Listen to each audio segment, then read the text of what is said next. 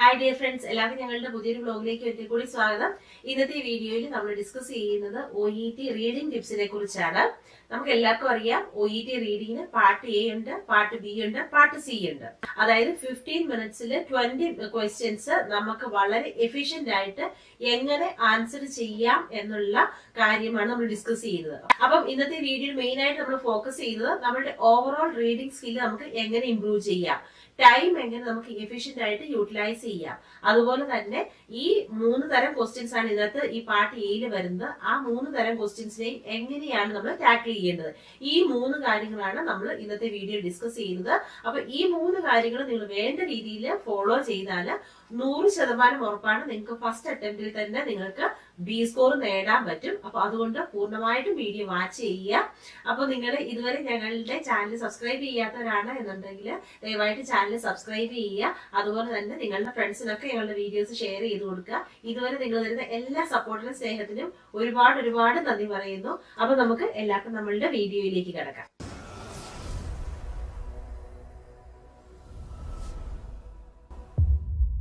അപ്പൊ നമ്മൾ നമ്മുടെ പ്രീവിയസ് വീഡിയോയിലൊക്കെ പറഞ്ഞേക്കുന്നത് പോലെ OET റീഡിങ്ങിന് പാർട്ട് എ ഉണ്ട്, പാർട്ട് ബി ആൻഡ് സി ഉണ്ട്. പാർട്ട് എ ഒറ്റയ്ക്കും പാർട്ട് ബി ആൻഡ് ഒരുമിച്ചുമാണല്ലോ നമ്മൾ ചെയ്യുന്നത്. അപ്പൊ ഈ പാർട്ട് എക്ക് 15 മിനിറ്റ് ഉണ്ട്, 20 ക്വസ്റ്റ്യൻസ് നമുക്ക് ആൻസർ ചെയ്യാനുണ്ട്. അപ്പൊ നമുക്കറിയാം OET റീഡിങ്ങിന് നമുക്ക് പാസ് മാർക്ക് എന്ന് പറഞ്ഞിട്ടുണ്ടെങ്കിൽ ഒരു 30 മുതൽ 32 ആൻസർ നമുക്ക് കറക്റ്റ് ആയിട്ടുണ്ടെങ്കിൽ നമുക്ക് ബി ഗ്രേഡ് കിട്ടും. അപ്പൊ ഇവിടെയാണ് ശരിക്കും ഈ OET പാർട്ട് എ വളരെ എഫിഷ്യന്റ് ആയിട്ട് ആൻസർ ചെയ്യുന്നതിന്റെ ഒരു ഇമ്പോർട്ടൻസ് കിടക്കുന്നത്. നമുക്ക് നല്ല ടെക്നിക്സും ടിപ്സും ഉണ്ടെങ്കിൽ ശരിക്കും നമുക്ക് പാർട്ട് എയിൽ 20 മാർക്കും സ്കോർ ചെയ്യാൻ പറ്റും. ആ 20 മാർക്ക് സ്കോർ ചെയ്ത് കഴിഞ്ഞാൽ നിങ്ങൾക്ക് ബിക്കും സിക്കും ആയിട്ട് വളരെ കുറച്ച് മാർക്കും കൂടെ സ്കോർ ചെയ്താൽ മതി. അപ്പൊ നമുക്ക് മൊത്തത്തിൽ നോക്കുമ്പോൾ OET റീഡിങ്ങിന് ബി ഗ്രേഡ് നേടാൻ വേണ്ടിയിട്ട് വളരെ എളുപ്പമായിട്ട് മാറും. അതിനുവേണ്ടിട്ട് നമ്മൾ ഏറ്റവും ബേസിക് ആയിട്ട് ചെയ്യേണ്ട ആദ്യത്തെ കാര്യം എന്താണെന്ന് വെച്ചിട്ടുണ്ടല്ല, നമുക്ക് നമ്മളുടെ ഈ റീഡിംഗ് സ്കില്ല് ഇംപ്രൂവ് ചെയ്യണം. ഈ റീഡിംഗ് സ്കിൽ ഇംപ്രൂവ് ചെയ്യാന്ന് പറയുമ്പോൾ ഞാൻ ഉദ്ദേശിക്കുന്നത് എന്താണെന്ന് ചോദിച്ചാല്, നിങ്ങൾക്ക് എല്ലാവർക്കും അറിയാം നമുക്ക് OETയിൽ നമ്മളോട് ചോദിക്കുന്ന റീഡിംഗ് ടോപ്പിക്സ് എന്ന് പറഞ്ഞിട്ടുണ്ടെങ്കിൽ ഹെൽത്ത് റിലേറ്റഡ് ആയിട്ടുള്ള കാര്യങ്ങളായിരിക്കുമല്ലോ. അപ്പൊ നിങ്ങൾ ഈ ഹെൽത്ത് റിലേറ്റഡ് ആയിട്ടുള്ള ടോപ്പിക്സ് പബ്ലിഷ് ചെയ്തു വരുന്ന ജേർണൽസ്, ആർട്ടിക്കിൾസ്, മാഗസിൻസ് ഒക്കെ എടുക്കുക. എന്നിട്ട് അതിനകത്തുള്ള കാര്യങ്ങൾ നിങ്ങൾ വായിച്ചു നോക്കുക. എങ്ങനെയാണ് വായിക്കേണ്ടതെന്ന് വെച്ചിട്ടുണ്ടെങ്കിൽ ആദ്യം നിങ്ങൾ ജസ്റ്റ് ആ ഹെഡിങ് മാത്രം വായിച്ചു നോക്കുക. ആ ഹെഡിങ് വായിച്ചിട്ട് അതിനകത്ത് എന്തായിരിക്കും ഈ കണ്ടന്റ് വരുന്നത് എന്ന് നിങ്ങൾ ജസ്റ്റ് ഒന്ന് ഗസ് ചെയ്ത് നോക്കുക. അങ്ങനെ ഗസ് ചെയ്തതിന് ശേഷം നിങ്ങൾ വായിച്ച് ഊഹിച്ചെടുത്ത കാര്യം ശരിയാണോ എന്നുള്ളത് ആ പാരഗ്രാഫ് നിങ്ങൾ വായിച്ചു നോക്കുക. ഇങ്ങനെ നിങ്ങൾ റിപ്പീറ്റഡ് ആയിട്ട് നിങ്ങൾ ചെയ്യുമ്പോൾ നിങ്ങൾക്ക് എന്താ ഗുണം വരുന്നതെന്ന് ചോദിച്ചിട്ടുണ്ടെങ്കിൽ, ഈ ജസ്റ്റ് ഒരു മെയിൻ ഹെഡിങ് അല്ലെങ്കിൽ ഫസ്റ്റ് ആൻഡ് സെക്കൻഡ് പാരഗ്രാഫ് വായിച്ചുകൊണ്ട് അതിനകത്ത് വരുന്ന കണ്ടന്റ് എന്താണ് എന്ന് ഊഹിച്ചെടുക്കാനുള്ള നിങ്ങളുടെ സ്കിൽ ഇംപ്രൂവ് ആവും. ഇതാണ് ശരിക്കും നമുക്ക് OETയുടെ പാർട്ട് എയുടെ റീഡിംഗ് സ്കില്ലായിട്ട് നമുക്ക് വേണ്ടിയത്. ഞാൻ പറയുന്നത് നിങ്ങൾക്ക് മനസ്സിലാവുന്നുണ്ടെന്ന് കരുതുന്നു. അപ്പൊ നിങ്ങൾ ഈ സ്കില്ല് ഗ്രാജുവലി നിങ്ങൾ ഡെവലപ്പ് ചെയ്യണം. മാത്രമല്ല നിങ്ങൾ ഹെഡിങ് മാത്രം വായിച്ച് ആ ഗസ് ചെയ്തെടുക്കുന്നതിന്റെ സ്പീഡും നിങ്ങൾ മാക്സിമം നിങ്ങൾ ഇംപ്രൂവ് ചെയ്തെടുക്കണം.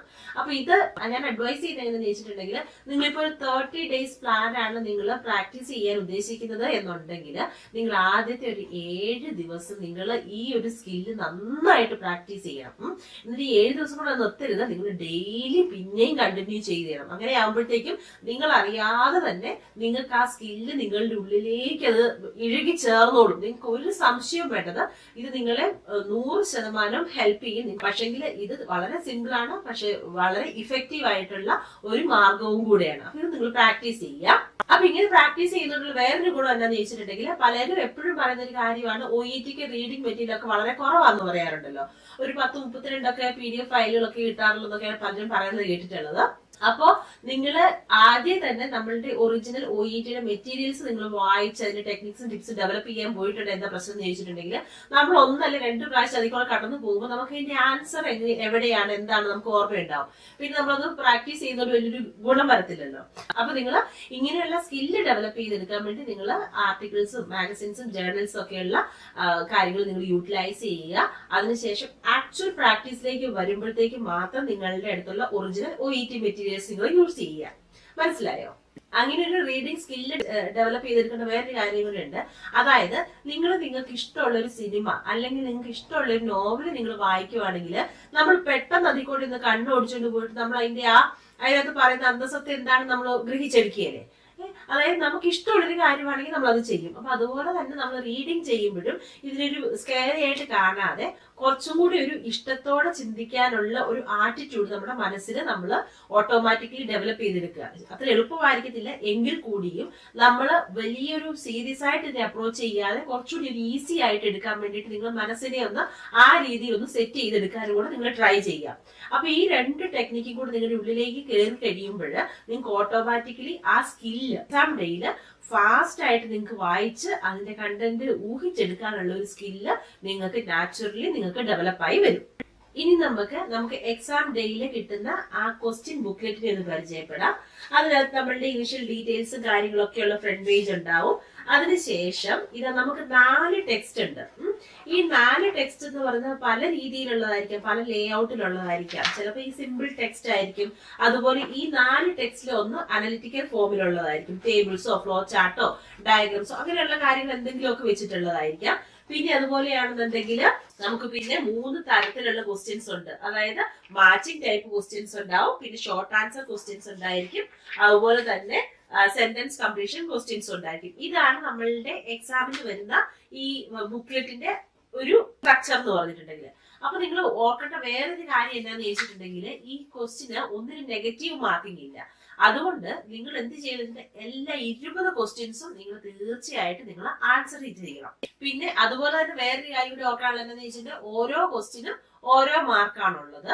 പിന്നെ ഈ പാർട്ട് എ വാല്യൂ ചെയ്തതെന്ന് വെച്ചിട്ടുണ്ടെങ്കിൽ വളരെ ഹൈലി ക്വാളിഫൈഡ് ആയിട്ടുള്ള OET അസസേഴ്സ് ആയിരിക്കും ഈ ആൻസറുകൾ ഇവാലുവേറ്റ് ചെയ്യുന്നത്. അപ്പൊ നിങ്ങൾ വളരെ നീറ്റായിട്ട് ലെജിബിൾ ആയിട്ട് അവർക്ക് നന്നായിട്ട് വായിക്കാൻ പറ്റുന്ന രീതിയിൽ ഗ്രാമർ മിസ്റ്റേക്കുകൾ ഒന്നും കൂടാതെ വേണം ഈ ആൻസറുകൾ എഴുതി വെക്കാൻ വേണ്ടിയിട്ട്. ഇനി നിങ്ങളൊക്കെ അറിഞ്ഞിരിക്കേണ്ട ഒരു കാര്യം എന്താ വെച്ചിട്ടുണ്ടെങ്കിൽ ഈ 15 മിനിറ്റ് നമ്മൾ എക്സാം ഡേയിൽ എങ്ങനെയാണ് ഉപയോഗിക്കേണ്ടതെന്നുള്ളതാണ്. അപ്പം ഈ OETയുടെ പാർട്ട് എ എന്ന് പറഞ്ഞിട്ടുണ്ടെങ്കിൽ എക്സ്പെഡീഷ്യസ് റീഡിംഗ് എന്നാണ് പറയുന്നത്. അതായത് നമ്മൾ വളരെ ക്വിക്ക് ആയിട്ട് വളരെ ഇഫക്റ്റീവ് ആയിട്ട് വളരെ ആക്യുറേറ്റ് ആയിട്ട് നമുക്ക് എങ്ങനെ ഈ കാര്യങ്ങൾ വായിച്ച് കാര്യങ്ങൾ ഗ്രഹിക്കാൻ പറ്റുന്നുണ്ട് എന്നുള്ളതാണ് അവരിലൂടെ അസസ് ചെയ്യുന്നത്. നിങ്ങളോട് ഞാൻ ആദ്യം പറഞ്ഞതുപോലെ നമ്മൾ എക്സാം ഡേയിൽ ഏത് തരത്തിലുള്ള എക്സാം ആണെങ്കിലും നമ്മൾ എക്സാമിന് പോയിട്ടുണ്ടെങ്കിൽ ഈ 15 മിനിറ്റ് എന്ന് പറഞ്ഞിട്ടുണ്ടെങ്കിൽ നമ്മൾ കണ്ണടച്ചൊന്നും നമ്മൾ റെഡി ആയിട്ടിരിക്കുമ്പോഴത്തേക്കും തീരാനുള്ള സമയമുള്ളൂ. അതുകൊണ്ട് നിങ്ങൾ ആദ്യം എന്നാ ചെയ്യേണ്ടതെന്ന് ചോദിച്ചിട്ടുണ്ടെങ്കിൽ നിങ്ങൾ എക്സാമിന് പ്രിപ്പയർ ചെയ്യുമ്പോഴും പ്രാക്ടീസ് ചെയ്യുമ്പോഴും ഒക്കെ നിങ്ങൾ മൊത്തം 13 മിനിറ്റ് യൂട്ടിലൈസ് ചെയ്യാവുള്ളൂ. അതായത് നിങ്ങളുടെ മനസ്സിലോട് നിങ്ങൾ പറയേണ്ടത് ഈ പാർട്ട് എ എന്ന് പറയുന്നത് 13 മിനിറ്റിലുള്ള ഒരു എക്സാമാണ്. 15 മിനിറ്റ് ഇല്ല, 13 മിനിറ്റ്. അപ്പൊ ഇനി 13 മിനിറ്റിന് നിങ്ങൾ എങ്ങനെയാണ് ഡിവൈഡ് ചെയ്യേണ്ടതെന്ന് ഞാൻ പറയാം. നിങ്ങൾ എക്സാം ഡേയിൽ എങ്ങനെയാണ് നിങ്ങളുടെ സമയം യൂട്ടിലൈസ് ചെയ്യേണ്ടത്? നിങ്ങൾ ഈ 4 ടെക്സ്റ്റുമായിട്ട് പെട്ടെന്ന് ഫെമിലിയറൈസ് ചെയ്യണം. എന്ന് പറയുമ്പോൾ ഞാൻ ഉദ്ദേശിക്കുന്നത് ഈ 4 ടെക്സ്റ്റുകളും ഒരു കോമൺ ടോപ്പിക്കിനെ കുറിച്ചിട്ടുള്ളതായിരിക്കും.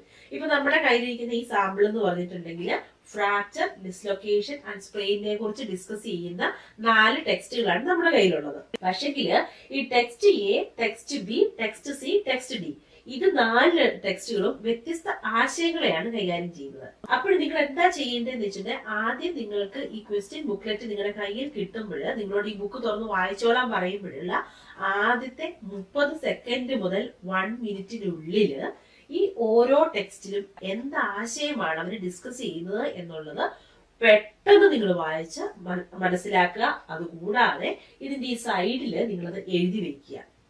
അപ്പൊ നമ്മൾ പറയുകയാണെങ്കിൽ ടെക്സ്റ്റ് എയ്ക്കകത്ത് ഫ്രാക്ചർ, ഡിസ്ലൊക്കേഷൻ, സ്പ്രെയിൻ അതിനെ കുറിച്ചുള്ള ചെറിയൊരു ഡിസ്ക്രിപ്ഷനാണ് തരുന്നത്. അപ്പൊ നിങ്ങൾ എഴുതി വെക്കുക ഒന്നെങ്കിൽ ഡെഫിനിഷൻ. അപ്പൊ ടെക്സ്റ്റ് എയില് ഈ 3 കാര്യങ്ങളെ കുറിച്ചുള്ള ബേസിക് ഡിസ്ക്രിപ്ഷൻ അല്ലെങ്കിൽ അതിന്റെ ഡെഫിനിഷൻ ആണ് അവർ തരുന്നത്. അപ്പൊ നിങ്ങൾ നോക്കുമ്പോഴേ ടെക്സ്റ്റ് എയില് അവർ എഴുതിയിരിക്കുന്നു ഫ്രാക്ചർ എന്താണ്, ഫ്രാക്ചർ ഡിസ്ലൊക്കേഷൻ എന്താണ്, സ്പ്രെയിൻ എന്താണ്.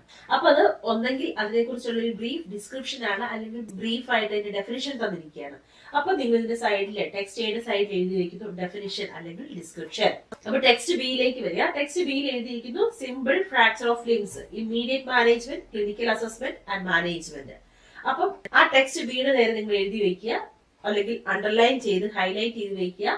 അത് ഡിസ്കസ് ചെയ്യുന്നത് ഇമ്മീഡിയറ്റ് മാനേജ്മെന്റ് ആണ്, ക്ലിനിക്കൽ അസസ്മെന്റ് ആണ്, ജനറൽ മാനേജ്മെന്റ് ആണ്.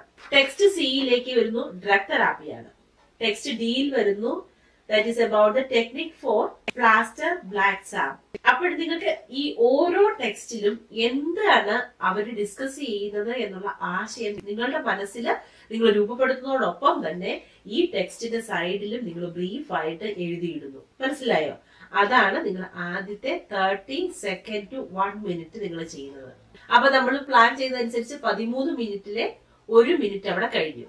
ഇനി ബാക്കി നമുക്ക് എത്ര മിനിറ്റ് ഉണ്ട്? 12 മിനിറ്റ് ഉണ്ട്. അപ്പൊ ഇനി എന്താണ് കാര്യം എന്ന് വെച്ചിട്ടുണ്ട്, നമുക്ക് 20 ക്വസ്റ്റ്യൻസ് ഉണ്ട് ആൻസർ ചെയ്യാൻ. ഒരു ക്വസ്റ്റ്യന് നിങ്ങൾക്ക് മാക്സിമം 30 സെക്കൻഡ് മാത്രമേ എടുക്കാൻ പറ്റുള്ളൂ. അപ്പൊ 30 സെക്കൻഡ് ഇൻറ്റു 20 ക്വസ്റ്റ്യൻസ്, അതായത് 600 സെക്കൻഡ് എന്ന് പറയുന്നത് 10 മിനിറ്റ് ആണ് നിങ്ങൾക്ക് കണ്ടുപിടിക്കാനും കൂടെ ആയിട്ടുള്ളത്. മനസ്സിലാവുന്നുണ്ടോ? അപ്പൊ അങ്ങനെ 10 മിനിറ്റ് നിങ്ങൾ അതിന് സ്പെൻഡ് ചെയ്ത് കഴിഞ്ഞാൽ ഇപ്പൊ എത്രയായി? 11 മിനിറ്റ് നമ്മളുടെ കഴിഞ്ഞു. പിന്നെ നമ്മൾക്ക് 2 മിനിറ്റ് ഉണ്ട്. ഈ 2 മിനിറ്റ് കൊണ്ട് നമ്മൾ ഏതെങ്കിലുമൊക്കെ വിട്ടുപോയിട്ടുണ്ടോ? നിങ്ങൾ പലതിന്റെയും ആൻസർ കണ്ടുപിടിക്കാൻ നിങ്ങൾക്ക് പറ്റിയിട്ടുണ്ടാവാതെ 30 സെക്കൻഡുകളിൽ ആ ആൻസറുകൾ കണ്ടുപിടിക്കാനും ഒക്കെ ആയിട്ട് നിങ്ങൾ ഈ 2 മിനിറ്റ് നിങ്ങൾ യൂസ് ചെയ്യാം. അപ്പൊ അതായത് നമ്മളൊരു കുന്നോളം ആഗ്രഹിച്ചാലേ ഒരു കടുകോളം കിട്ടുള്ളൂ എന്ന് പറയല്ലേ എന്ന് പറയുന്നത് പോലെ നമ്മൾ ഈ 13 മിനിറ്റിൽ നമ്മുടെ കാര്യങ്ങൾ തീർക്കാൻ നമ്മൾ പ്ലാൻ ചെയ്താലേ നമുക്ക് എക്സാം ഡേയില് 15 മിനിറ്റിനുള്ളിൽ ഈ കാര്യങ്ങളെല്ലാം ചെയ്ത് തീർക്കാൻ പറ്റുള്ളൂ. അപ്പൊ നിങ്ങൾ പ്രാക്ടീസ് ചെയ്യുമ്പോഴൊക്കെ നിങ്ങൾ നിങ്ങളുടെ സമയം സെറ്റ് ചെയ്യേണ്ടത് 13 മിനിറ്റിലാണ്. 15 മിനിറ്റ് നിങ്ങൾ പ്രാക്ടീസ് ചെയ്തേക്കുകയും ചെയ്യരുത്. 13 മിനിറ്റിൽ നിങ്ങൾ സ്റ്റിക്ക് ഓൺ ചെയ്യണം. നിങ്ങൾ അങ്ങനെ പ്രാക്ടീസ് ചെയ്ത് നിങ്ങൾക്ക് തീർച്ചയായിട്ടും ഈ സ്കില്ല് നിങ്ങൾക്ക് ഡെവലപ്പ് ചെയ്തെടുക്കാം. കാരണം എന്താണെന്ന് വെച്ചിട്ടുണ്ടെങ്കിൽ എത്രയോ മനുഷ്യന്മാർ ഇത് കംപ്ലീറ്റ് ആക്കുന്നു 13 മിനിറ്റ് കൊണ്ട്, അല്ലെ 15 മിനിറ്റ് കൊണ്ട്. അപ്പൊ അതുകൊണ്ട് നിങ്ങൾക്ക് എന്തുകൊണ്ട് സാധിച്ചുകൂടാ? ബാക്കി ഇത്രയും പേർക്ക് ചെയ്യാൻ പറ്റുമെങ്കിൽ നിങ്ങൾക്കും ചെയ്യാൻ പറ്റുമെന്നത് യാതൊരു സംശയമില്ല. അതുകൊണ്ട് നമ്മൾ ഈ ബേസിക് 2 സ്കില്ലുകൾ ഡെവലപ്പ് ചെയ്തെടുക്കണം. അതായത് ആദ്യം ജനറൽ റീഡിംഗ് സ്കിൽ ഇംപ്രൂവ് ചെയ്യുക, രണ്ടാമത് ടൈം പ്ലാനിങ്ങിന്റെ സ്കില്ല് നന്നായിട്ട് ഇംപ്രൂവ് ചെയ്തെടുക്കുക. ഓക്കെ, അപ്പൊ ഇനി നമ്മുടെ മൂന്നാമത്തെ പോയിന്റിലേക്ക് നമ്മൾ കിടക്കുവാണ്, അതായത് നമ്മളുടെ ടിപ്സ് ആൻഡ് ടെക്നിക്സ്. അപ്പൊ ഞാൻ നേരത്തെ പറഞ്ഞില്ലേ, നമ്മൾ ആദ്യത്തെ 30 സെക്കൻഡ് മുതൽ 1 മിനിറ്റ് വരെ എടുത്തിട്ട് നമ്മൾ എന്താ ചെയ്യുന്നത്? ഇതിന്റെ സൈഡിൽ നമ്മൾ എന്താണ് ആ ഓരോ ടെക്സ്റ്റിന്റെയും ആശയം എഴുതി വെക്കും. ഞാൻ ഇവിടെ എഴുതിയിട്ടുണ്ട്, നിങ്ങൾക്ക് കാണാൻ പറ്റുന്നുണ്ടോ? അതായത് അപ്പൊ ടെക്സ്റ്റ് എയുടെ അവിടെ നമ്മൾ എഴുതി വെച്ചു, ഡെഫിനിഷൻ എഴുതിയിട്ടുണ്ട്. ടെക്സ്റ്റ് ബിയുടെ അവിടെ immediate management, clinical assessment, management എന്ന് എഴുതി. അതുപോലെ തന്നെ ഇതാ ടെക്സ്റ്റ് സിയുടെ അവിടെ ഞാൻ ഡ്രഗ് തെറാപ്പി എന്ന് എഴുതി, ഡിയുടെ അവിടെ ഞാൻ എഴുതി ടെക്നിക് ഓഫ് ബാക്ക് സ്ലാബ് എന്ന് എഴുതി. ഇനി നമ്മൾ നമ്മുടെ ക്വസ്റ്റ്യനിലേക്ക് പോവാണ്. ക്വസ്റ്റ്യനിലേക്ക് പോകുമ്പോൾ ആദ്യത്തെ ടൈപ്പ് ക്വസ്റ്റ്യൻ എന്ന് പറഞ്ഞിട്ടുണ്ടെങ്കിൽ മാച്ചിങ് ടൈപ്പ് ക്വസ്റ്റ്യൻ ആണ്. അപ്പൊ ആദ്യം നമ്മൾ നമ്മുടെ ടെക്സ്റ്റിലേക്ക് ജസ്റ്റ് ഒന്ന് കണ്ണോടിച്ച് ടെക്സ്റ്റിന്റെ ബേസിക് ആയിട്ടുള്ള ആശയം എന്താണ് എന്ന് നമ്മൾ മനസ്സിലാക്കിയിട്ടുണ്ട്. ഇനി പെട്ടെന്ന് നമ്മൾ വന്നിട്ട് ചെയ്യേണ്ട കാര്യം എന്താണെന്ന് ചോദിച്ചിട്ടുണ്ടെങ്കിൽ നമ്മളുടെ ക്വസ്റ്റ്യൻസ് നമ്മൾ വായിക്കുന്നു. ഈ ക്വസ്റ്റ്യൻസ് നമ്മൾ വായിക്കുമ്പോൾ അതിനകത്ത് എന്താ ചെയ്യുന്നത്? ഒന്ന് നമ്മൾ കീ വേർഡ്സ് ഐഡന്റിഫൈ ചെയ്യുന്നു, അതുപോലെ തന്നെ കീ ഐഡിയ മനസ്സിലാക്കുന്നു. നിങ്ങൾക്ക് അതായത് നിങ്ങൾ ക്വസ്റ്റ്യൻ നോക്കുമ്പോൾ ക്വസ്റ്റ്യൻ നമ്പർ 1 to 7 എടുത്തിട്ടുണ്ടെങ്കിൽ മാച്ചിങ് ടൈപ്പ് ക്വസ്റ്റ്യൻസ് ആണ്. അതായത് ഇതിനകത്ത് നമ്മൾ നോക്കുന്നത് നമ്മൾക്ക് ഈ തന്നിരിക്കുന്ന ഈ ഇൻഫർമേഷൻസ് ടെക്സ്റ്റ് എയിൽ നിന്നുള്ളതാണോ, ടെക്സ്റ്റ് ബിയിൽ നിന്നുള്ളതാണോ, സിയിൽ നിന്നുള്ളതാണോ, ഡിയിൽ നിന്നുള്ളതാണോ എന്നാണ് നമ്മൾ കണ്ടുപിടിക്കേണ്ടത്. അപ്പൊ അതിന് നമ്മൾ ചെയ്യേണ്ടത് എന്താണ്? ആദ്യം ക്വസ്റ്റ്യൻ പെട്ടെന്ന് വായിക്കുക. നിങ്ങൾ ക്വസ്റ്റ്യൻ വായിക്കുമ്പോൾ മനസ്സിരുത്തി വായിക്കണം, എങ്കിലും നിങ്ങൾ ഒരുപാട് സമയം എടുക്കരുത്. കാരണം ഒരു ക്വസ്റ്റ്യൻ വായിക്കാനും അതിന്റെ ആൻസർ കണ്ടുപിടിക്കാനും കൂടെ നമുക്ക് എത്ര സമയമുണ്ട്? ആകെ 30 സെക്കൻഡേ ഉള്ളൂ. അപ്പോഴും നമ്മൾ ക്വസ്റ്റ്യൻ വായിക്കുന്നു. Procedures four delivering pain relief. അപ്പൊ ഇത് കീവേഡ്സ് എന്തൊക്കെയാണ്? പ്രൊസീജിയേഴ്സ് ഉണ്ട്, ഡെലിവറിംഗ് പെയിൻ റിലീഫ്. അപ്പൊ നമ്മൾ ഇതിനകത്ത് കീവേഡ് ഐഡന്റിഫൈ ചെയ്തു. ഇതിനകത്ത് കീ ഐഡിയ എന്താന്ന് ചോദിച്ചിട്ടുണ്ടെങ്കിൽ പെയിൻ റിലീഫ് ഡെലിവറി ചെയ്യുന്ന പ്രൊസീജിയർ എന്താണ്. അപ്പൊ നമ്മൾ ഇങ്ങനെ ആ ഒരു ഐഡിയ ഡെവലപ്പ് ചെയ്ത് കഴിഞ്ഞാൽ പെട്ടെന്ന് വരേണ്ട ചിന്തിക്കേണ്ട കാര്യം എന്താണെന്ന് ചോദിച്ചിട്ടുണ്ടെങ്കിൽ നമ്മളുടെ ഈ ടെക്സ്റ്റുകൾ ഉണ്ടല്ലോ, നമ്മൾ ഈ ടെക്സ്റ്റിന്റെ സൈഡിൽ നമ്മൾ എഴുതി വെച്ചിരിക്കുന്ന ഈ നോട്ടില്ലേ, ആ 4 നോട്ടുകളിലേക്ക് നമ്മുടെ മനസ്സിനെ പെട്ടെന്ന് കൊണ്ടുവരിക. അപ്പൊ ഇതിനകത്ത് ഏതായിരിക്കും? ഡെഫിനിഷനകത്ത് എന്താണെന്ന് പറയാൻ സാധ്യതയില്ല. Immediate management, clinical assessment, management അതിനകത്ത് ആവാം. പിന്നെ ഡ്രഗ് തെറാപ്പി ഈ ഡിക്കകത്തും ആകാൻ സാധ്യതയില്ല, കാരണം അത് ബാക്ക് സ്ലാബിനെ കുറിച്ചാണ് പറയുന്നത്. അപ്പൊ ഇത് രണ്ടുമല്ല, ഈ രണ്ടിലേതിനെ കുറിച്ചുമാണ്. അപ്പൊ ഇതിനകത്ത് പറയുന്നതാണ് procedure for delivering pain relief ആ പറയുന്നത്. അപ്പൊ മിക്കവാറും അതൊരു ഡ്രഗിനെ കുറിച്ചായിരിക്കും പറയുന്നത്. അപ്പൊ അത് എവിടെയായിരിക്കും? ഈ സിയിലായിരിക്കും. അപ്പൊ പെട്ടെന്ന് നമ്മൾ ഈ സിയെ ഐഡന്റിഫൈ ചെയ്തിട്ട് നമ്മൾ ഇവിടെ ഒന്നുകൂടി നോക്കുക. ശരിയാണ്, അത് മോർഫിനെ കുറിച്ചാണ് പറയുന്നത്, അതിന്റെ ഡ്രഗ് ഡോസേജിനെ കുറിച്ചാണ് പറയുന്നത്. അപ്പൊ നമുക്ക് സംശയിക്കാൻ ഒന്നുമില്ല, നമ്മുടെ ആൻസർ സി ആണ്. മനസ്സിലായോ? അതായത് നമ്മൾ കീവേഡ് ഐഡന്റിഫൈ ചെയ്യുന്നു, കീവേഡ് ഐഡന്റിഫൈ ചെയ്യുന്നതോടൊപ്പം തന്നെ നമ്മൾ കീ ഐഡിയും കൂടെ മനസ്സിലാക്കുന്നു. അതിനുശേഷം നമ്മൾ സൈഡിൽ ഉണ്ടാക്കിയിട്ടിരിക്കുന്ന ഈ കുഞ്ഞു നോട്ടിലേക്ക് നമ്മൾ പെട്ടെന്ന് കമ്പയർ ചെയ്ത് നോക്കുന്നു. എന്നിട്ട് വേണ്ടാത്ത ടെക്സ്റ്റുകൾ നമ്മൾ ഒഴിവാക്കുന്നു. നമ്മൾ ശരിക്കും നമ്മളുടെ ശ്രദ്ധയിൽ ഏതെങ്കിലും ഒരിടത്ത് നമ്മൾ പർട്ടിക്കുലർ ആയിട്ട് ഫോക്കസ് ചെയ്യുന്നു. അങ്ങോട്ടും ഇങ്ങോട്ടും നമ്മൾ ജസ്റ്റ് കമ്പയർ ചെയ്തു നോക്കുന്നു. നമ്മളുടെ ആൻസർ നമ്മൾ ഫൈനലൈസ് ചെയ്യുന്നു. ശരിക്കും വിത്ത് പ്രാക്ടീസ് നിങ്ങൾക്ക് ഇത് 10 സെക്കൻഡ് കൊണ്ട് ചെയ്തു തീർക്കാൻ പറ്റും. 30 സെക്കൻഡിന്റെ ആവശ്യം ഇവിടെ വരുന്നില്ല. അപ്പൊ നിങ്ങൾ ഇവിടെ സേവ് ചെയ്യുന്ന ഓരോ സെക്കൻഡും നമുക്ക് നമ്മുടെ പിന്നീട് വരുന്ന ക്വസ്റ്റിന് വേണ്ടി യൂട്ടിലൈസ് ചെയ്യാൻ പറ്റും. അപ്പൊ ഈ ശരിക്കും നിങ്ങൾ 1 to 7 ക്വസ്റ്റിന് വളരെ ഫാസ്റ്റ് ആയിട്ട് നിങ്ങൾ ചെയ്തു തീർക്കാൻ വേണ്ടി ശ്രമിക്കുക. ഓക്കെ, ഇനി നമുക്ക് രണ്ടാമത്തെ ക്വസ്റ്റിനിലേക്ക് പോവാം. The procedure to follow when splinting a fractured limb. അപ്പൊ അതിനകത്ത് വലിയ സംശയിക്കാനില്ല. ഇതിനകത്തെ കീവേഡ് എന്തൊക്കെയാണ്? പ്രൊസീജിയർ വരുന്നുണ്ട്, സ്പ്ലിന്റിംഗ് എ ഫ്രാക്ചേർഡ് ലിംബ്. ഈ ഫ്രാക്ചർ ലിംബിന്റെ സ്പ്ലിന്റിങ്ങിനെ കുറിച്ച് അവർ എവിടെയാണ് സംസാരിക്കുന്നത്? ടെക്സ്റ്റ് ഡിയിലല്ലേ, അതായത് ടെക്നിക് ഓഫ് ബാക്സ്ലാറിനെ കുറിച്ച് ഡിസ്കസ് ചെയ്യുന്നത് അതിനകത്താണ്. പെട്ടെന്ന് തന്നെ നിങ്ങൾക്ക് കമ്പയർ ചെയ്ത് നോക്കാൻ വേണ്ടി പറ്റും. അപ്പൊ നമ്മളുടെ ആൻസർ ഏതാണ് അതിനകത്ത്? ആൻസർ ഡി ആണ്. അടുത്തത് what to record when assessing a patient. What to record when assessing a patient. Record assessing a patient അതെവിടെയായിരിക്കും പറയുക? ക്ലിനിക്കൽ അസസ്മെന്റിനെ കുറിച്ച് എവിടെയാ പറയുന്നത്? പെട്ടെന്ന് നോക്കുന്നു. ടെക്സ്റ്റ് ബിയിൽ നമ്മൾ ക്ലിനിക്കൽ അസസ്മെന്റിനെ കുറിച്ച് പറയുന്നുണ്ട് ഇല്ലേ? ആ ഭാഗം നമ്മൾ വായിച്ചു നോക്കുമ്പോൾ നമുക്ക് മനസ്സിലാവുന്ന ഒപ്റ്റൈൻ കംപ്ലീറ്റ് ഹിസ്റ്ററി അതിനകത്ത് ഇവിടെ എഴുതിയിട്ടുണ്ട്. Examine and record, colour, warmth, movement. Okay, there is no doubt. This question is based on text B. മനസ്സിലായോ? നാലാമത്തത് the terms used to describe different types of fracture. സംശയിക്കാനില്ല, നമ്മുടെ നോട്ടുമായിട്ട് കമ്പയർ ചെയ്യുക. Definition നമ്മൾ എവിടെയാണ് discuss ചെയ്തിരിക്കുന്നത്? ടെക്സ്റ്റ് എയിലാണ്. അപ്പൊ നമ്മൾ എഴുതിക്കോളുക text A. ഇനി അടുത്തത് the practitioners who administer analgesia. അനാൽജസിയെ കുറിച്ച് നമ്മൾ ഡിസ്കസ് ചെയ്യുന്നത് എവിടെയാണ്? ആദ്യത്തെ ടെക്സ്റ്റൈൽ ഡെഫിനിഷൻ ആണ്. മറ്റേതിനകത്ത് immediate management, clinical assessment management ആണ്. സിഇക്കകത്ത് ഡ്രഗ് തെറാപ്പിയാണ്. അപ്പൊ നമ്മൾ അവിടെ വന്നിട്ട് ഒന്നുകൂടി ഒന്ന് നോക്കുക. ഇതാ ഇവിടെ എഴുതിയിരിക്കുന്നു. മെഡിക്കൽ ഓഫീസേഴ്സ്, നഴ്സ് പ്രാക്ടീഷണർ, അവരെ കുറിച്ചൊക്കെ എഴുതിയിട്ടുണ്ട്. അവിടെ മനസ്സിരുത്തി വായിച്ചു നോക്കുക. ആൻസർ കിട്ടുന്നു. Answer C. ഇനി അടുത്തത് what to look for when checking an injury. Basic idea എന്താണെന്നുള്ളത് നിങ്ങൾക്ക് മനസ്സിലായി. അപ്പൊ നമ്മൾ ചെക്ക് ചെയ്യുന്നതിനെ കുറിച്ച് പറയുന്നതാണ്. അസസ്മെന്റിനെ കുറിച്ച് പറയുന്നത് എവിടെയാണ്? No doubt text B. ഇനി അടുത്തത് how fractures can be caused. അതെവിടെയായിരിക്കും ഉണ്ടാവുക? ആദ്യത്തിനകത്ത് നമ്മൾ പറഞ്ഞിരിക്കുന്നു ഡെഫിനിഷൻ ആൻഡ് ഡിസ്ക്രിപ്ഷൻ ആണ് പറഞ്ഞിട്ടുള്ളത്. അവിടെയാണോ എന്നുള്ളത് ഒന്ന് വായിച്ചു നോക്കുക. വായിച്ചു നോക്കുമ്പോഴേ കാണുന്നുണ്ട് ഇത് അവിടെ ബേസിക് ആയിട്ടുള്ള റീസൺസ് ഒക്കെ അവർ പറയുന്നുണ്ട്. അപ്പൊ അതിനകത്തുനിന്ന് നിങ്ങൾക്ക് ആൻസർ ക്ലിയർ ആയി. അതിന്റെ ആൻസർ എ ആണ്.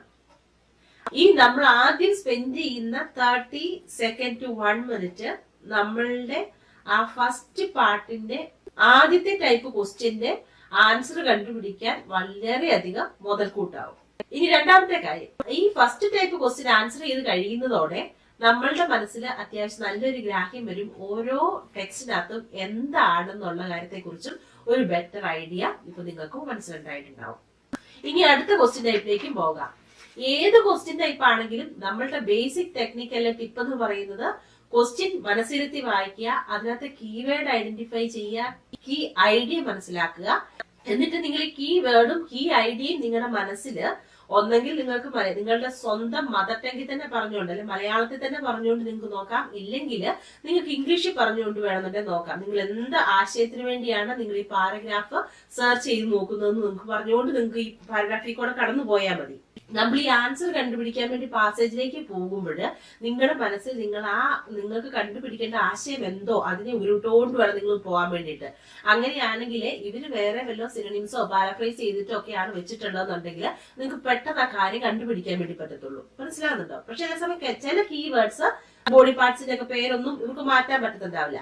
അങ്ങനെയുള്ള കാര്യങ്ങൾ അതുപോലെ നിങ്ങളുടെ മനസ്സിൽ ചിന്തിക്കണം.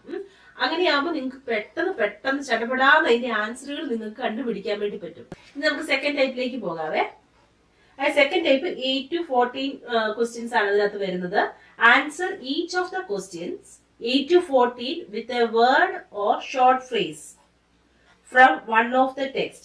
Each answer may include words, numbers or both. അത് ചിലപ്പോൾ ഒരു വേർഡ് മാത്രമായിട്ട് നിങ്ങൾക്ക് എഴുതാം, ഇല്ലെങ്കിൽ ഷോർട്ട് ഫ്രേസ് ആവാം. ചിലപ്പോൾ അതിനകത്ത് 2, 3, 4, 5 വേർഡ് ഉണ്ടാവാം. അതിനകത്ത് ചിലപ്പം നമ്പർ ഉണ്ടാവാം, വേർഡ്സ് ഉണ്ടാവാം, ചിലപ്പോൾ നമ്പറും വേർഡ്സും ഉണ്ടാവാം. അതൊക്കെ തന്നിരിക്കുന്ന ടെക്സ്റ്റിനെ ബേസ് ചെയ്തുകൊണ്ടിരിക്കും. പിന്നെ ഒരു കാര്യം വളരെ നിങ്ങൾ ഓർക്കേണ്ട ഒരു കാര്യം എന്താണെന്ന് വെച്ചിട്ടുണ്ടെങ്കിൽ ഇതിനകത്ത് സ്പെല്ലിംഗ് മിസ്റ്റേക്കേ പാടില്ല. സ്പെല്ലിംഗ് മിസ്റ്റേക്ക് ഉണ്ടായാൽ നിങ്ങളുടെ ആൻസർ റോങ് ആയിട്ട് തന്നെ കണക്കാക്കും. പിന്നെ അതുപോലെ നിങ്ങൾ വായിക്കുമ്പോൾ ഒരു ഭാഗം പോലും നിങ്ങൾ വിട്ട് കളഞ്ഞേക്കരുത്. അതായത് നമ്മൾ ചിലപ്പോൾ നമുക്ക് വായിക്കുമ്പോൾ ഒരു നോർമലായിട്ട് ടെൻഡൻസി ഉണ്ടല്ലോ, ചെറിയ ഫോണ്ടിൽ തന്നിരിക്കുന്ന കാര്യങ്ങൾ ഒഴിവാക്കുക, അല്ലെങ്കിൽ ബ്രാക്കറ്റിൽ തന്നിരിക്കുന്ന കാര്യങ്ങൾ ഒഴിവാക്കുക, അങ്ങനെയൊക്കെ ഒരു ടെൻഡൻസി നമ്മൾ മാനുഷികമായിട്ട് നമുക്കുണ്ടാവും. അതൊന്നും ചെയ്തേക്കരുത്. കാരണം മിക്കപ്പോഴും ആൻസറുകൾ അങ്ങനെയൊക്കെ ഹൈഡ് ചെയ്ത് വെക്കാൻ വേണ്ടി സാധ്യതയുണ്ട്. അപ്പൊ അങ്ങനെയൊന്നും നിങ്ങൾ ഒഴിവാക്കരുത്. ആ കാര്യങ്ങൾ നിങ്ങൾ വായിക്കുമ്പോൾ വായിച്ചു പോകണം. ഒരു കാര്യം കൂടെ പറഞ്ഞോട്ടെ, നമ്മുടെ ആൻസർ എഴുതേണ്ടത് ഇത് അവർ തന്നിരിക്കുന്ന ഈ സ്പേസിലാണ് കേട്ടോ. നമ്മുടെ ആൻസറുകൾ എഴുതേണ്ടത് ഈ സ്പേസിലാണ് നമ്മൾ ആൻസറുകൾ എഴുതേണ്ടത്. അപ്പൊ നമുക്ക് എട്ടാമത്തെ ക്വസ്റ്റ്യനിലേക്ക് വരാം. What should be use to elevate patients fractured leg? അപ്പൊ ഇതിനകത്ത് നമ്മളുടെ കീവേഡ് നമ്മൾ ഐഡന്റിഫൈ ചെയ്യുക. To elevate fractured leg. Fractured ലെഗിനെ എലിവേറ്റ് ചെയ്യാൻ ഞാൻ എന്താണ് യൂസ് ചെയ്യേണ്ടത്? അപ്പൊ ഞാനാണ് ഇനി സെർച്ച് ചെയ്യാൻ വേണ്ടി പോകുന്നുണ്ടെങ്കിൽ എന്റെ മനസ്സിൽ ഞാൻ ഈ കാര്യം പറയുന്നത് ഫ്രാക്ചർഡ് ലെബിനെ എന്തുകൊണ്ട് എലിവേറ്റ് ചെയ്യും, ഫ്രാക്ചർഡ് ലെബിനെ എന്തുകൊണ്ട് ഞാൻ എലിവേറ്റ് ചെയ്യും, അങ്ങനെ പറഞ്ഞുകൊണ്ടായിരിക്കും ഞാൻ ഈ പാസേജ് നോക്കാൻ വേണ്ടി പോകുന്നത്. അപ്പൊ ഇത് പാസേജിലോട്ട് നമ്മൾ പോകുന്നതിന് മുമ്പ് ടെക്സ്റ്റ് എയിലേക്ക് പോകണോ, ടെക്സ്റ്റ് ബിയിലേക്ക് പോകണോ, സിയിലേക്ക് പോകണോ, ഡിയിലേക്ക് പോകണോ എന്ന് നമുക്ക് എങ്ങനെ മനസ്സിലാകും? നമ്മൾ ഓൾറെഡി ഈ സൈഡിൽ ഇവിടെ എഴുതി വെച്ചിട്ടുണ്ട് ഓരോ ടെക്സ്റ്റിലും എന്താണുള്ളതെന്നുള്ളത്. നമ്മളിവിടെ what should be use to elevate patients fractured leg എന്ന് പറയുമ്പോഴത്തേക്ക് നമുക്ക് ഓട്ടോമാറ്റിക്കലി അത് ഊഹിക്കാം എന്തോ പെട്ടെന്നുള്ള ഇമ്മീഡിയറ്റ് മാനേജ്മെന്റിനെ കുറിച്ചോ അല്ലെങ്കിൽ ജനറൽ മാനേജ്മെന്റിനെ കുറിച്ചോ ആണെന്ന് പറയുന്നത് അല്ലേ? അപ്പൊ നമ്മളുടെ ടെക്സ്റ്റ് ഏത് ടെക്സ്റ്റിലേക്കായിരിക്കും നമ്മൾ പോകേണ്ടത്? ടെക്സ്റ്റ് എയിൽ നമ്മൾ പറഞ്ഞു ഡെഫിനിഷൻ ഡിസ്ക്രിപ്ഷൻ ആണ്, ബിയിലാണ് ഈ കാര്യങ്ങളുള്ളതെന്ന് പറഞ്ഞു. അപ്പൊ നമ്മൾ ഓട്ടോമാറ്റിക്കലി വരേണ്ടത് ബിയിലേക്കാണ്. പെട്ടെന്ന് വായിച്ചു പോകണം. ഇങ്ങനെ വായിക്കുമ്പോൾ നിങ്ങൾ ശ്രദ്ധിക്കേണ്ട ഒരു കാര്യം എന്താണെന്ന് ചോദിച്ചിട്ടുണ്ടെങ്കിൽ, ഒരു സെന്റൻസ് നമ്മൾ വായിക്കാൻ വേണ്ടി നോക്കുമ്പോൾ ആ സെന്റൻസിനകത്ത് ഗ്രാമർ വേർഡ്സ് ഉണ്ടാവും, കീ വേർഡ്സും ഉണ്ടാവും. അതായത് ഗ്രാമർ വേർഡ്സിന്റെ ഈസ് വാസ് അങ്ങനെയുള്ള സംഭവങ്ങളൊക്കെ ഉണ്ടാവും. പിന്നെ ഒറ്റയ്ക്ക് നിന്ന് നമുക്ക് ഒരു കാര്യം പറഞ്ഞു തരാൻ പറ്റുന്ന ചില വാക്കുകളും ഉണ്ടാവും. ആ ഒറ്റയ്ക്ക് നിന്ന് നമുക്ക് ഒരു അർത്ഥം പറഞ്ഞു തരാൻ പറ്റുന്നവരെ നമ്മൾ കീവേഡ് എന്ന് വിളിക്കും. അവരെ മാത്രം നമ്മൾ ഫോക്കസ് ചെയ്താൽ മതി. ഈസ് വാസ് എന്നും വെച്ച് നമ്മൾ മനസ്സിൽ വായിച്ചു പോകേണ്ട ആവശ്യമൊന്നുമില്ല. നമ്മുടെ കണ്ണ് നമ്മൾ ഈ മലയാളത്തിൽ നമ്മൾ കണ്ടുപിടിച്ച അർത്ഥത്തെ മനസ്സിൽ വെച്ചോണ്ട് നമ്മൾ സ്പീഡിൽ നമ്മൾ വായിച്ചങ്ങ് പോവുക ചെയ്യുന്നത്. അപ്പൊ നമ്മളിങ്ങനെ നമ്മുടെ കണ്ണിങ്ങനെ ഓടിച്ചോടിച്ച് പോവുകയാണ്. നമുക്ക് കണ്ടുപിടിക്കേണ്ട കാര്യമാണ് ഫ്രാക്ചർഡ് ലെഗിനെ എലിവേറ്റ് ചെയ്യാൻ നമ്മൾ എന്താണ് യൂസ് ചെയ്യുന്നത് എന്നുള്ളതാണ്. അപ്പൊ നമ്മുടെ കണ്ണിങ്ങനെ പെട്ടെന്ന് പോകുന്നു. Elevate the limb, A sling for arm injuries, a pillow for leg injuries. അപ്പൊ നമ്മുടെ ആൻസർ എവിടെയാണ്? ആൻസർ എന്താണ്? പില്ലോ. മനസ്സിലായോ? അപ്പൊ നമ്മൾ ഇങ്ങനെ ഒരു ആൻസർ കണ്ടുപിടിച്ച് പോകുമ്പോൾ, ആൻസറിന് വേണ്ടി നോക്കുമ്പോൾ നമ്മൾ ടെക്സ്റ്റ് ലൊക്കേറ്റ് ചെയ്യാനും അതുപോലെ തന്നെ നമ്മൾ ഫാസ്റ്റ് ആയിട്ട് കടന്നു പോകാനുമുള്ള സ്കില്ല് നമ്മൾ ഡെവലപ്പ് ചെയ്തെടുക്കണം. എന്നാലേ നമുക്ക് ഈ 30 സെക്കൻഡ് കൊണ്ട് ഒരു ക്വസ്റ്റ്യൻ ആൻസർ നമുക്ക് കണ്ടുപിടിക്കാൻ പറ്റത്തുള്ളൂ. അപ്പൊ നമ്മൾ ആൻസർ എഴുതുമ്പോൾ പില്ലോ എന്ന് എഴുതിയാലും പില്ലോസ് എഴുതിയാലും നമ്മുടെ ആൻസർ കറക്റ്റ് ആയിട്ട് വരും. ഓക്കെ, ഇനി അടുത്ത നമുക്ക് നോക്കാം. What is the maximum dose of morphine per kilo of a patients weight that can be given using IM route? അപ്പൊ ഇത് ഏത് ടെക്സ്റ്റ് ഉണ്ടാവുക? ഒരു സംശയമില്ല, നമ്മുടെ ടെക്സ്റ്റ് സിക്കകത്ത. കാരണം അതിനകത്ത് എന്താണ് ഡിസ്കസ് ചെയ്യുന്നത്? അതിനകത്താണ് ഡ്രഗ് മാനേജ്മെന്റിനെ കുറിച്ച് നമ്മൾ ഡിസ്കസ് ചെയ്യുന്നത്. അപ്പൊ അതിനകത്ത് പറഞ്ഞിരിക്കുന്നത് എന്താണ്? Maximum dose of morphine per kg എത്രയാണെന്ന് ചോദിച്ചിരിക്കുന്നത്. അപ്പൊ ഇതിനകത്ത് നമുക്ക് നോക്കുക. ഇതാ okay, 0.1 to 0.2 mg per kg to a maximum of 10 milligram per kg. Maximum എത്രയാണെന്ന് ചോദിച്ചിരിക്കുന്നത്. അപ്പൊ നമ്മൾ എത്രയായിരിക്കും എഴുതേണ്ടത്? 0.2 milligram. അപ്പൊ അതാണ് നമ്മുടെ ആൻസർ. 0.2 milligram per kg എന്ന് എഴുതാം. per kg എഴുതിയില്ലെങ്കിലും കുഴപ്പമില്ല. ഓക്കെ, അതാണ് നമ്മുടെ ആൻസർ. ഇനി അടുത്തത്, which part of a limb may need extra padding? extra padding limb. അപ്പൊ ഇത് എന്തിനെ കുറിച്ചായിരിക്കും നമ്മൾ ചോദിക്കുന്നത്? അതായത് എന്താണെങ്കിലും ബാക്ക് സ്ലാബ് വരുന്ന ആ ഭാഗത്തായിരിക്കും, പ്രൊസീജിയറിന്റെ ഭാഗത്തായിരിക്കും ഉണ്ടാവുക. കാരണം പാഡിങ്ങിനെ കുറിച്ചൊക്കെ സംസാരിക്കുന്നത്. അപ്പം ആ ഭാഗത്തേക്ക് വരിക, പെട്ടെന്ന് നമ്മൾ ക്വിക്കായിട്ട് ആ പാസേജിൽ കൂടെ കടന്നു പോവുക. എന്തും പറഞ്ഞുകൊണ്ട് ലിംബിന്റെ ഏത് ഭാഗത്തിനാണ് എക്സ്ട്രാ പാഡിങ് ആവശ്യമുള്ളത്? അതാണ് നമ്മുടെ കീ ഐഡിയ. പെട്ടെന്ന് കടന്നു പോവുക, ഇവിടെ ഒന്നും പറയുന്നില്ല. Extra padding can be placed over bony prominence if applicable. അപ്പൊ നമ്മുടെ ആൻസർ എന്താണ്? ബോണി പ്രോമിനൻസ്. ഓക്കെ, ഇനി ഇത് ഞാൻ ഓരോ ക്വസ്റ്റ്യൻസും ഞാൻ നോക്കുന്നതിൽ അർത്ഥമില്ല. ഇത് സെയിം തന്നെയാണ്, ബേസിക് ആയിട്ടുള്ള ടെക്നിക്കാണ്. നമ്മൾ ക്വസ്റ്റ്യൻ വായിക്കുക, ക്വസ്റ്റ്യനകത്തുള്ള കീവേഡ് ഐഡന്റിഫൈ ചെയ്യുക, കീ ഐഡിയ മനസ്സിലാക്കുക. അതിനുശേഷം നമ്മൾ ഏത് ടെക്സ്റ്റിലേക്കാണ് പോകേണ്ടതെന്നുള്ള ആ ടെക്സ്റ്റിന്റെ സൈഡിൽ നമ്മൾ വെച്ചിരിക്കുന്ന നോട്ടുമായിട്ട് കമ്പയർ ചെയ്ത് നോക്കുക. എന്നിട്ട് നമ്മൾ ആ ടെക്സ്റ്റിൽ വന്നിട്ട് പെട്ടെന്ന് നമ്മൾ കണ്ണോടിച്ച് കടന്നു പോവുക. അപ്പം അങ്ങനെ കണ്ണോടിച്ച് കടന്നു പോകുമ്പോഴേ നമ്മുടെ മനസ്സിൽ ഈ സെയിം കീവേഡുകളോ അല്ലെങ്കിൽ അതിന്റെ സിനണിംസോ പാരാഫ്രേസോ ഉണ്ടോ എന്നുള്ള കാര്യം നോക്കിക്കൊണ്ട് വേണം നമ്മൾ പെട്ടെന്ന് കടന്നു പോകാന്. അങ്ങനെ കടന്നു പോകുമ്പോൾ നമ്മളുടെ മനസ്സിൽ ഈ ആശയം നമ്മൾ ഇങ്ങനെ തന്നെയും പിന്നെയും പറഞ്ഞുകൊണ്ട് പോകുന്നത് കൊണ്ട് ഇതിന്റെ ഏതെങ്കിലും രീതിയിലുള്ള വേർഷൻ അവിടെ ഉണ്ടെങ്കിൽ നമ്മുടെ മനസ്സിൽ പെട്ടെന്ന് ഉണക്കും. അങ്ങനെ വരുമ്പോൾ നമ്മൾ ആ ഭാഗം ലൊക്കേറ്റ് ചെയ്ത് അതിനെ മനസ്സിരുത്തി വായിച്ച് കമ്പയർ ചെയ്ത് നോക്കി നമ്മളിവിടെ ആൻസർ എഴുതുന്നു. നിങ്ങൾ ആൻസർ എഴുതുമ്പോൾ സ്പെല്ലിംഗ് വളരെ കറക്റ്റ് ആയിരിക്കണം. ഒരു രീതിയിലും ഒരു സ്പെല്ലിംഗ് മിസ്റ്റേക്കും വരാൻ പാടില്ല. നീറ്റ് ആയിരിക്കണം, ലെജിബിൾ ആയിരിക്കണം. മനസ്സിലായില്ലേ? ഇനി അടുത്തത് ക്വസ്റ്റ്യൻ 15 to 20. അതിനകത്ത് എന്താണ് വരുന്നത്? Complete each of the sentences 15 to 20 with a word or short phrase from one of the text. Each answer may include word, numbers or both. നേരത്തെ പറഞ്ഞതുപോലെ തന്നെ ചിലപ്പോൾ ഒരു വേർഡ് ഉള്ളതായിരിക്കാം, ചിലപ്പോൾ അതിൽ കൂടുതൽ വേർഡ്സ് ഉള്ളതായിരിക്കാം. അതിനകത്ത് ചിലപ്പോൾ നമ്പർ ഉണ്ടാവാം, ചിലപ്പോൾ നമ്പർ ഉണ്ടാവത്തില്ല. ഓക്കെ, ഇതിനകത്തും നമ്മുടെ സെയിം ടെക്നിക്ക് നമ്മൾ യൂസ് ചെയ്യുക. എന്താ ചെയ്യേണ്ടത്? ആദ്യം പെട്ടെന്ന് ക്വസ്റ്റ്യൻ വായിക്കുക. ആ ക്വസ്റ്റ്യൻ പെട്ടെന്ന് വായിക്കുമ്പോൾ തന്നെ നമ്മൾ എന്തൊക്കെ കാര്യം ചെയ്യണം? കീവേഡ് ഐഡന്റിഫൈ ചെയ്യണം, കീ ഐഡിയ മനസ്സിലാക്കണം.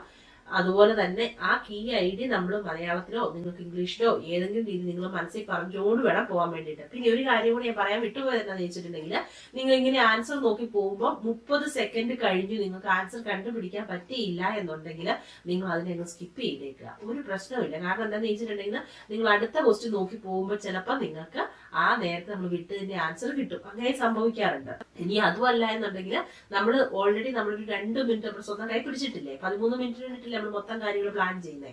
ആ 2 മിനിറ്റിൽ നമുക്ക് ഈ ആൻസർ കണ്ടുപിടിക്കാൻ വേണ്ടി എടുക്കാം. ഇനി അതല്ലാതെ നിങ്ങൾ ഈ 30 മിനിറ്റ് കഴിഞ്ഞ് നിങ്ങൾ സമയം സ്പെൻഡ് ചെയ്ത് പോയാൽ എന്നാ പറ്റുന്ന വെച്ചിട്ടുണ്ടെങ്കിൽ നിങ്ങളുടെ ബാക്കി പല ആൻസറുകൾക്ക് നിങ്ങൾക്ക് ആൻസർ കണ്ടുപിടിക്കാൻ പറ്റാതെ വരും. അങ്ങനെയാകുമ്പോൾ ഓട്ടോമാറ്റിക് ആയിട്ട് നിങ്ങൾ അങ്ങ് നെർവസ് ആവാൻ തുടങ്ങും. എക്സാം തീരാനാകുമ്പോഴത്തേക്കും ആ 15 മിനിറ്റ് തീരാനാകുമ്പോഴത്തേക്കും അപ്പൊ നിങ്ങൾക്ക് ഒരുപാട് തെറ്റുകൾ വരും.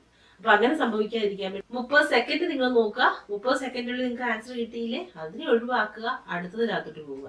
ഒരു പ്രശ്നവും വരത്തില്ല. ഞാൻ നിങ്ങളോട് ഗ്യാരണ്ടി പറയാം. നിങ്ങൾ ഈ ടെക്നിക്ക് വേണ്ട രീതി നിങ്ങൾ കറക്റ്റ് ആയിട്ട് ഫോളോ ചെയ്യുക. അപ്പൊ നിങ്ങൾക്ക് ഫസ്റ്റ് അറ്റംപ്റ്റില് കിട്ടുന്നുള്ളതിന് യാതൊരു സംശയമില്ല. അപ്പൊ നമ്മളുടെ അടുത്ത ക്വസ്റ്റ്യൻ ടൈപ്പ് നോക്കണേ. അതായത് ക്വസ്റ്റ്യൻ ഞാൻ വായിക്കാം. Falling on an outstretched hand is a typical cause of a dash of the elbow. ഇതിനകത്ത് കീവേഡ് നിങ്ങൾക്ക് ഐഡന്റിഫൈ ചെയ്യാൻ പറ്റുന്നുണ്ടോ? Falling on an outstretched hand is a typical cause of a dash of the elbow.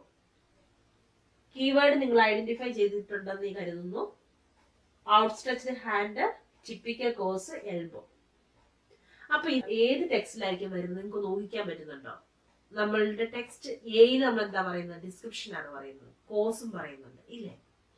അപ്പൊ നേരെ അങ്ങോട്ടേക്ക് പോവുക. നമ്മുടെ text എയിൽ എന്താ പറയുന്നത്? പെട്ടെന്ന് നമ്മൾ കണ്ണോടിച്ച് പോവുക. Dislocation is where the bone is completely dislocated from the joint.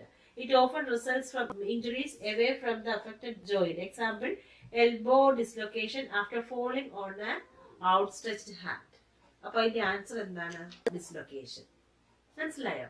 അടുത്തത്, make sure the patient isn't wearing any dash on the part of the body where the plaster back slab is going to be placed. ഏത് ഭാഗമാണ് നമ്മൾ വായിക്കേണ്ടത്? Plaster back സ്ലാബിനെ കുറിച്ച് mention ചെയ്തിരിക്കുന്നത് എവിടെയാണ്? Text ഡിയില.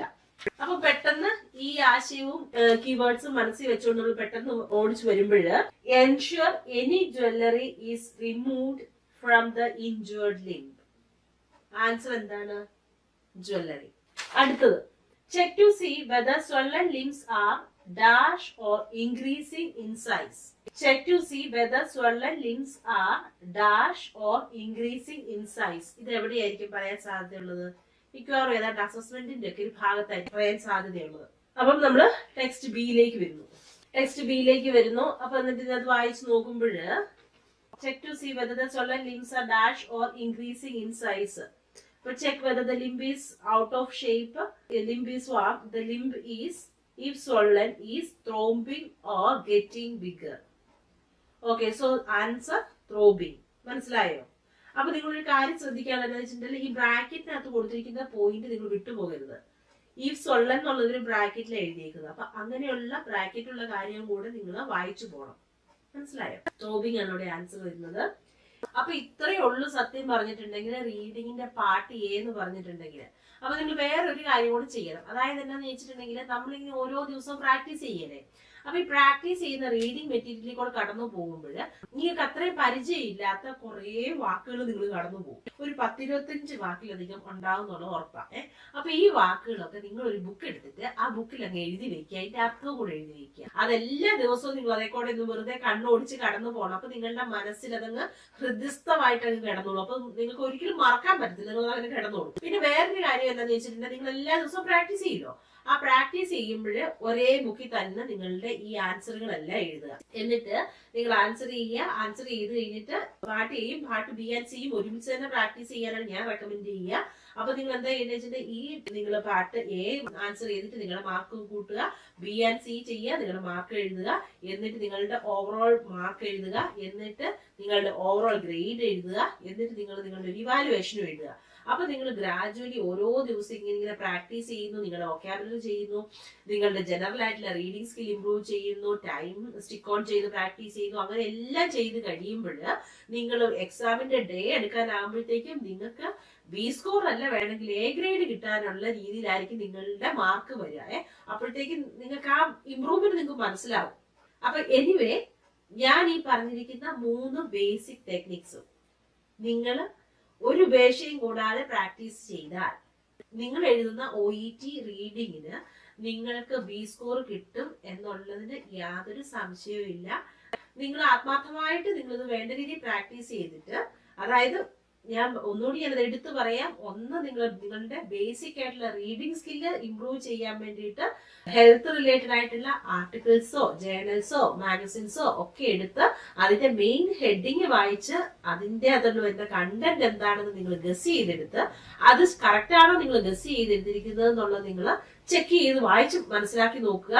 ആ കാര്യം നിങ്ങൾ ചെയ്യാനുള്ള സ്പീഡ് പെട്ടെന്ന് കൂട്ടി എടുക്കുക വിത്ത് പ്രാക്ടീസ്. അതുപോലെ തന്നെ ടൈം പ്ലാനിങ് നിങ്ങൾ വളരെ സ്റ്റിക്ക് ഓൺ ചെയ്യുക. 13 മിനിറ്റ് കൊണ്ട് നിങ്ങൾ പ്രാക്ടീസ് ചെയ്ത് തീർക്കാനുള്ള സ്കില്ലിലേക്ക് വരിക. പിന്നെ ഈ ടെക്നിക്സ് ആൻഡ് ടിപ്സ് ഫോളോ ചെയ്യുക. നിങ്ങൾ ഇത് ഫോളോ ചെയ്തു, നിങ്ങൾക്ക് OET റീഡിങ്ങിന് നിങ്ങൾക്ക് സ്കോർ കിട്ടിയിരിക്കും. അപ്പോൾ എല്ലാവർക്കും വിജയാശംസകൾ നേരുന്നു. അപ്പൊ നമ്മുടെ വീഡിയോ നിങ്ങൾക്ക് തീർച്ചയായിട്ടും ഉപകാരപ്രദമായി എന്ന് തന്നെ വിശ്വസിക്കുന്നു. ഇനി നമുക്ക് അടുത്ത വീഡിയോയില് പാർട്ട് ബി ആൻഡ് സിയുടെ റീഡിംഗ് ടിപ്സുമായിട്ട് നമുക്ക് കാണാം. അപ്പൊ ഇതുവരെ ചാനൽ സബ്സ്ക്രൈബ് ചെയ്യാത്ത എല്ലാവരും ചാനൽ സബ്സ്ക്രൈബ് ചെയ്യും എന്ന് തന്നെ ഞാൻ വിശ്വസിക്കുന്നു. നിങ്ങൾ തരുന്ന സപ്പോർട്ടിനും സ്നേഹത്തിനും വീണ്ടും നന്ദി പറഞ്ഞുകൊണ്ട് നമുക്ക് അടുത്ത വീഡിയോയിൽ കാണാം.